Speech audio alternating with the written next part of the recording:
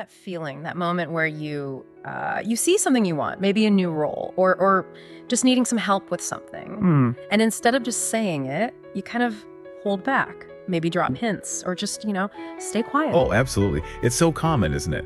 This idea that, well, if we just work hard enough or if we're good enough, things will just happen. Yeah, that people will somehow guess what we need. Exactly. They'll just know. And that's really where our deep dive kicks off today, because the core message we pulled from all this source material is, well, pretty direct. It really is. You don't get what you deserve in life. You get what you ask for. Yeah. Sounds almost brutally simple, but digging into why that's the case and why asking is so genuinely difficult for so many of us. That's what these sources explore. We're looking at material that really unpacks those barriers. Right, and how to actually overcome them. So our mission here in this deep dive is to really cut through all that and pull out the essential insights. We want to give you the practical stuff, the surprising truths even, to help you understand the power you unlock when you just ask. Yeah, transforming that silence into results. Understanding the kind of fundamental principles behind actually voicing what you want and need. Okay, so let's get into it. Where does it all begin? The sources point somewhere, maybe unexpected. Not skills, not luck. It starts inside. Yeah. Right? The material makes a really compelling argument that the ability to ask, to really reach for more, it all hinges on this deep down core belief that you actually deserve it. That you're worthy of more. Precisely.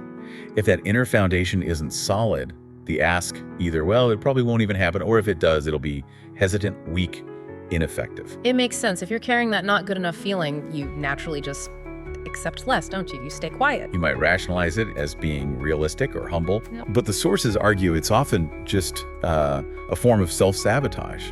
It comes from that lack of belief. Life tends to reward boldness, but that boldness has to start in your own mind. And the material talks about that inner voice, doesn't it? The constant chatter. What's it telling you? Is it, I'm not ready yet, or they'll think I'm pushy, or maybe I'll just bother them? Yeah, those unchallenged thoughts become huge roadblocks. They really do. And the sources contrast that with actively building your self-worth. Not necessarily through huge achievements, but through daily self-respect, small, consistent actions. Yeah. And asking in this view isn't some burden you're putting on others. It's framed more as a right, a responsibility to yourself. Exactly, a responsibility to advocate for what you need to grow, which naturally brings up feeling nervous about it. Oh yeah, the nerves. That's almost inevitable when you're stepping out like that. Totally normal. The sources are really clear. That nervousness is just a feeling. It's your body's, ancient alarm system going off because there's a perceived risk, rejection, judgment. But it's not a stop sign. That's the key takeaway. It's not a stop sign. No. You don't wait for the fear to magically vanish, because honestly, it might not. It's about learning to speak while you feel uncomfortable. And the sources say every time you do that, even if your voice is shaking a bit, you build something. You reinforce to yourself that your needs matter. You build self-respect. That's how real confidence grows, one shaky ask at a time. So maybe take a second now, you listening. When you think about asking for something you really need, what's that inner voice saying? Is it helping you or holding you back? It's a crucial question. And once you start addressing that internal piece, you bump up against the next layer, the external fears, particularly involving other people. Ah, yes. The big two the sources highlight. Fearing you're being a bother and fearing the dreaded no. The I don't want to inconvenience anyone syndrome. It's fascinating how the sources describe the physical side of that, the tight chest, making yourself smaller. Yeah, it's not just a thought, it's in your body. Often stems from past experiences, maybe being shut down or made to feel selfish for asking.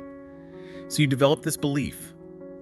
Asking equals weakness or neediness. But the material flips that, doesn't it? It argues asking takes strength. It takes courage. To be vulnerable enough to say, I need this, or help me understand. Avoiding is easy. Engaging takes guts.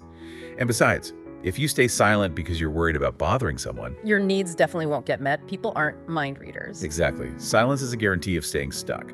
The sources point out something simple but powerful. Look at people who seem to get things done, who get opportunities. Often, they're just the ones who consistently ask. Which brings us to that other big fear, hearing no.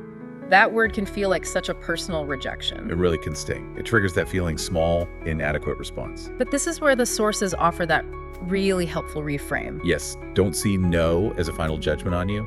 See it as direction. Direction, I like that. It's just information, it means. Mm. Okay, not this person, or not right now, or maybe not this particular way. It takes the sting out, turns it into feedback.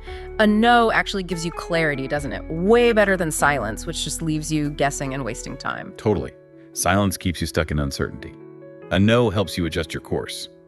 The fear of that one little word stops so many people from even trying, missing out on potential yeses just because they dreaded the no. It's a necessary filter, really. That's a great way to put it. So thinking back, how many times has that fear of bothering someone or hearing no kept you silent? What might have been different? Okay, so you work on the inner belief, you start tackling the external fears. Yeah. What's next, according to the sources? Action, moving into actually doing it. And there are two key parts to this. First, stop the waiting game. The waiting. Waiting for permission, waiting for the right moment. Which never seems to arrive. The sources are pretty blunt. Nobody's coming to knight you and say, okay, now you can ask. You have to give yourself permission. That waiting often feels safer, but it's really just fear dressed up as patience or strategy. And the sources show how people maybe, less skilled or ready often get ahead simply because they don't overthink it. They just ask. It reframes asking entirely, not as coming from weakness, but from strength, from clarity about what you want and the worst outcome. A no, which we now know is just direction, better than the nothing you get from waiting. Way better than regret. Waiting just keeps you stuck in hesitation. And then, when you ask, the second crucial part, clarity. Oh, this is huge. The sources really nail how often we shoot ourselves in the foot by being vague, hinting, softening the language. Usually because we're still afraid, right? Afraid of sounding demanding. But an unclear message gets an unclear result, or no result. Exactly. The examples in the material are so good here. Instead of I feel kind of unsupported, which is vague. Say, I would like you to come to that meeting with me. Specific. Right. Or instead of, things are just so overwhelming, try, I need some quiet time alone this weekend. It's direct. And actually, it's respectful. How so? It respects the other person's time and intelligence. You're not making them guess or decode your hints. You're being clear. It's assertive, not aggressive. Aggressive is demanding without regard.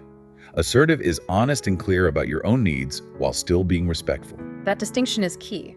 Assertive, clear, confident. It signals you know what you need. So where are you maybe waiting when you could be asking? And are your asks crystal clear, or are they maybe a bit fuzzy around the edges? Okay, so we're being clear. Yeah. But the sources add another layer of sophistication, don't they? They do. It's about strategy now. First, understanding the other person before you even make the ask. And second, really paying attention to how they respond afterwards. Right. It's not just about firing off your request into the void. It's a dynamic. The outcome depends on the other person too, their motivations, their fears, their priorities. The sources mention different drivers.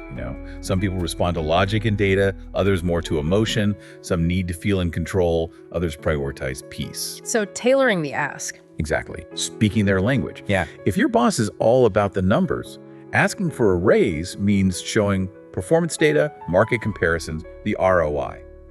Not just saying you feel you deserve it. It shows you've actually considered their perspective, not just your own needs. Which builds trust. It makes the request feel less like a demand and more like a proposal, maybe even a collaboration. It increases the chance they'll really hear you. Makes sense. And then, after you ask, noticing the response. Critically important. How do they react? This tells you so much, not just about whether you'll get what you asked for, but about the relationship itself. So what are the signs of a respectful response according to the material? Well, do they actually listen? Do they acknowledge your request directly? Give a clear answer, even if it's a no, maybe with a brief reason. Versus ignoring it, changing the subject, making you feel guilty, or demanding for even asking, or just giving you a vague brush off. And a pattern of those disrespectful responses? That's a red flag. A big one. The sources say it indicates that person or system doesn't really value your voice or your needs. Don't just explain it away. Pay attention. The sources also mention that sometimes when you first start asking clearly after being silent for ages, it can make others uncomfortable. Right. And that discomfort can actually be a sign that your strength is growing and shifting the dynamic. Healthy relationships, the material suggests, can handle asks respectfully, even if the answer is no. They'll engage with it. I hear you. Let me think. I can't do that now, but maybe something like that. Exactly. Paying attention to these responses helps you know where to invest your energy in relationships and environments that actually respect you. So think about the people you interact with regularly. When you ask for something, how do they typically respond? What might that tell you? Okay, bringing it all together now. The sources loop back to something fundamental about making this stick. Practice. It sounds simple, but it's crucial. Asking is a skill. Like playing an instrument or learning a sport. You don't just read about it and become good. You have to do it repeatedly. It feels awkward at first, maybe even scary, that tightness, the racing heart. But the more you practice, the more that fear response gets rewired. The sources compare it to building a muscle. You start small. Low stakes asks. Train the nervous system. Right. You build tolerance for the discomfort. And importantly, you build resilience. You learn a no isn't the end of the world. Your self-worth isn't tied to their answer. You get that emotional balance. But practice isn't quite enough on its own, is it? There's a vital second piece the sources emphasize. Ask often and Yeah. take action. Every single time. Yes. Asking opens the door, but action is what walks you through it. The sources warn against just asking, gathering info, making plans, but then doing nothing. That leads to just spinning your wheels mentally, right? Exhaustion without progress. Precisely. Action breaks that cycle of doubt. Consistent action, following through on the ask, builds momentum. And crucially, it builds self-trust. You learn you can rely on yourself to follow through. Learning by doing. You don't wait to feel perfect or strong. The strength comes from the process of asking and acting. And it's that combination, consistently voicing your needs and taking the next step, that creates real change and earns respect. It shows you're serious. It shifts you from being passive, waiting for things, to being an active participant in creating your life. And that's really the arc we've traced through this material, isn't it? Asking isn't some magic talent. It's a skill you build, a habit you form. It starts with belief, moves through fear, finds clarity, becomes strategic, and is solidified by practice and action. It really puts the control back with you, back in your voice and in your actions, taking ownership instead of just hoping. It's about Yeah. stepping up for yourself. So as we wrap up this deep dive, here's something to chew on, building on everything we've covered. If you genuinely believe you deserve more, and you understand now that the world responds to clear asking paired with action, what's the one specific thing you're going to ask for or take action on today, something you've maybe just been silently waiting for?